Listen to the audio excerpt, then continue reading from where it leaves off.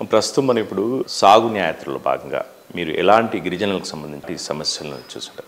గిరిజన ప్రాంతాలలో అంటే గిరిజనుల సమస్యలు అనగానే రెండు విడివిడిగా చూడాలి. ఒకటి షెడ్యూల్డ్ ప్రాంతాల్లో ఉన్న గిరిజనులు, రెండోది మైదాన ప్రాంతంలో ఉన్న గిరిజనులు. షెడ్యూల్డ్ ప్రాంతం అంటే తెలంగాణలో మనకు ఉమ్మడి ఆదిలాబాద్, వరంగల్, ఖమ్మం, కొంత ప్రాంతం మహబూబ్నగర్, ఒక రెండు మండలాలు ఉమ్మడి మహబూబ్నగర్ జిల్లాలో షెడ్యూల్ ప్రాంతం ఉంది. ఉట్నూరు ఏజెన్సీ ప్రాంతము, ఏటునాగరము, భద్రాచలము, అచ్చంపేట పరిసర ప్రాంతాలలో.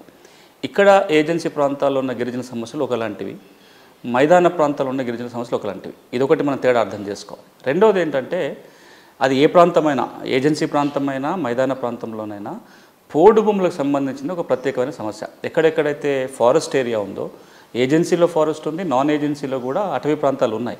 ఈ అటవీ ప్రాంతాలలో అడవులలో వ్యవసాయం చేసుకునే వాళ్ళు ఎవరైతే ఉన్నారో వాళ్ళకి సంబంధించిన కొన్ని సమస్యలు.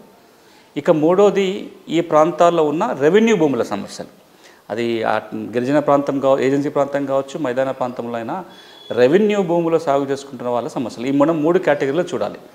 మొదటి విషయానికి వచ్చినట్లయితే ఇప్పుడు మనం అంటే పోడు భూములకు సంబంధించి చూసినట్లయితే 2006లో చట్టం వచ్చింది, 2008 నుంచి అమలు జరుగుతుంది. ఎవరైతే పోడు చేసుకుంటున్నారో వాళ్ళకి హక్కుపత్రాలు ఇవ్వాలి, హక్కుపత్రాలు ఉన్న వాళ్ళు వ్యవసాయం చేసుకోవచ్చు.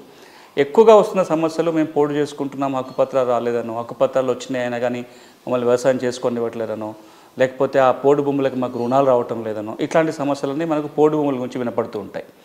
ఇక మనము ఏదైతే రెవెన్యూ భూముల సమస్య మాట్లాడినట్లయితే మన మిగతా అన్ని ప్రాంతాల్లో ఏ విధంగానైతే భూమి ఉంది, పాస్బుక్ రాలేదని, పాస్బుక్ ఉంది దానిలో ఎక్కువ తక్కువలు వచ్చినాయి అంటే భూభారతికి సంబంధించిన అంశాలు అక్కడ కూడా ఉన్నాయి. ఇంకా అక్కడ వాటి పరిష్కారం ఇంకా స్లో అవుతూ ఉంటుంది, ఎందుకంటే మా రిమోట్ ప్రాంతాలు ఉంటాయి కాబట్టి. ఇక మూడోది ఏజెన్సీ ప్రాంతాల్లోనే ప్రత్యేక చట్టాలు. ఏజెన్సీ ప్రాంతంలో ఏజెన్సీ భూములన్నీ గిరిజనులు తప్ప వేరే వాళ్ళు కొనడానికి వీల్లేదు. ఎల్టీఆర్ చట్టం అమల్లో ఉంది. అన్యాక్రాంతం అయిపోయిందని, ఎల్టీఆర్కు ఆర్డర్ వచ్చింది కానీ ఆర్డర్ అమలు చేయలేదని, మనకి ఇలాంటి సమస్యలే చాలా ఎక్కువగా వినపడుతున్నాయి. ఇవి భూములకు సంబంధించి. ఇక వీటితో పాటు విత్తనాల సమస్య పెద్ద ఎత్తున వస్తుంది. అంటే వాళ్ళ విత్తనాలు కొనుక్కొని నాణ్యత లేక మోసపోయిన సమస్యలు కావచ్చు, లేదా పెద్ద ఎత్తున గిరిజన ప్రాంతాల్లో విత్తనోత్పత్తి జరుగుతుంది. విత్తనోత్పత్తి చేస్తున్న గిరిజనుల సమస్యలు చాలా ఎక్కువ ఉన్నాయి.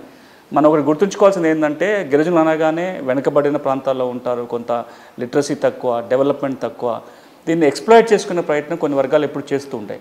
దానివల్ల సమస్యల తీవ్రత, ఇప్పుడు చెప్పిన వాటి సమస్యల తీవ్రత కూడా ఏజెన్సీ ప్రాంతాల్లో కొంత ఎక్కువగా ఉంటుంది.